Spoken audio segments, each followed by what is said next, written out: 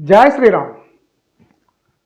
దక్షిణ భారతదేశంలోని తమిళనాడు, ఉత్తర భారతదేశంలోని మహారాష్ట్ర రెండు ప్రస్తుతము భిన్నమైన సమస్యలతో లేదా ప్రత్యేకమైన సమస్యలతో ఇప్పుడు పోరాడుతున్నాయని చెప్పొచ్చు. అక్కడ ఈ రెండు సమస్యల్ని లేవనెత్తింది ఆల్మోస్ట్గా ప్రభుత్వంలో ఉన్నవారే, అంటే ప్రభుత్వంలో ఉన్న పెద్దలే. తమిళనాడుకు వచ్చేసి అక్కడ డీలిమిటేషన్ అని చెప్పని, అక్కడ మనకు సీట్లు తగ్గుతున్నాయని, జనాభా పెరగట్లే, మన జనాభా లేదు కాబట్టే మనకి సమస్య వస్తుంది, కాబట్టి కనండి కనండి కనండి అని చెప్పి అంటున్నారు. ఇప్పుడు కంటే 18 సంవత్సరాలకు ఓటు వస్తుంది కదా. ఇప్పుడు కంటే రేపే ఓటు రాదు కదా, కన్న తెల్లారి నుంచే ఓటు రాదు కదా.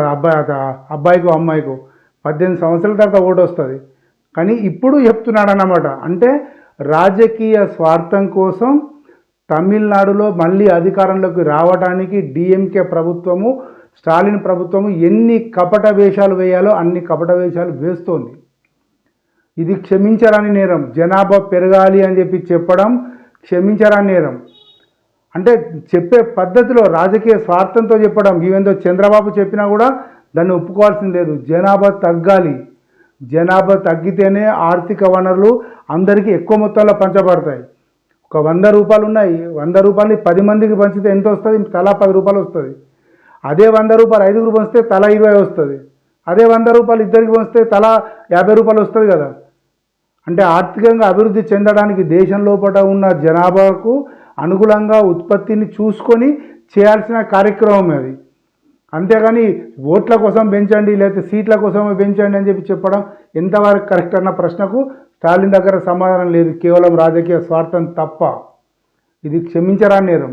ఒక సీటు 2 సీట్లు తక్కువ వస్తాయంటే రావని చెప్తున్నారు కదా బాబు. ఇప్పుడు ఉన్నదానికంటే ఎక్కువనే వస్తాయని చెప్తున్నారు కదా. అలాంటప్పుడు మళ్ళీ ఎందుకు ఇబ్బంది? ఏదైనా ఉంటే అధికారంలో ఉన్నారు కదా, మీ పార్లమెంట్ సభ్యులు ఉన్నారు, పార్లమెంట్లో ఫైట్ చేయొచ్చు కదా. జనాన్ని రెచ్చగొట్టడం ఎందుకు? జనాభా ఉత్పత్తి చేయమని రెచ్చగొట్టడం ఎంతవరకు కరెక్టు? అది ఎవరు చేసినా తప్పే. జనాభా నియంత్రణ చాలా అవసరం, దాన్ని ఆ రకంగా చూడాలి. ఇదొక విషయం. దీంతో పాటుగా ఇక్కడ తెలంగాణలో రేవంత్ రెడ్డి ప్రభుత్వం కూడా యాజ్ ఇట్ ఈస్గా ఇదే మాట మాట్లాడుతుంది. అందరినీ జమ చేస్తాము, అందరిని పోగు చేస్తామని. జనాభా నియంత్రణ విషయం లోపల ఎమర్జెన్సీ సమయం లోపల దాన్ని జనాభా 2 లేక 3 చాలని ఒక ఉద్యమం తీసుకొచ్చి చేసింది సంజయ్ గాంధీ కదా, ఇందిరాగాంధీ కుటుంబ వారసుడే కదా.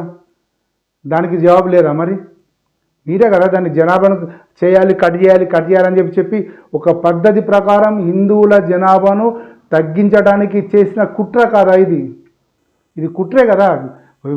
ఎవరు చేసుకున్నారు? ఇప్పుడు ఆపరేషన్స్ చేయించుకున్న వాళ్ళు, కుటుంబ నియంత్రణ ఆపరేషన్ చేయించుకున్న వాళ్ళు ఎవరు చేయించుకున్నారు? ఏ అధికారులు పని కట్టుకొని ఎవరితో చేయించారు ఆపరేషన్లు? వాళ్ళ కోటా నిండటానికో లేదా వాళ్ళ టార్గెట్లు నిండటానికో వాళ్ళ ప్రమోషన్లు రావడానికో ఎవరో మెప్పు పొందడానికో చేసిన ఆపరేషన్స్ అని ఎవరివి? హిందువులే కదా. హిందూ జనాభాను తగ్గించడానికే కదా ఇదంతా మీరు చేసింది. ఆనాడు కాంగ్రెస్ ప్రభుత్వం చేసింది అదే కదా. ఎంతమంది హిందూయేతరులకు ఎంతమందికి ఆపరేషన్లు చేశారు? దీనికి చెప్పగలుగుతారా?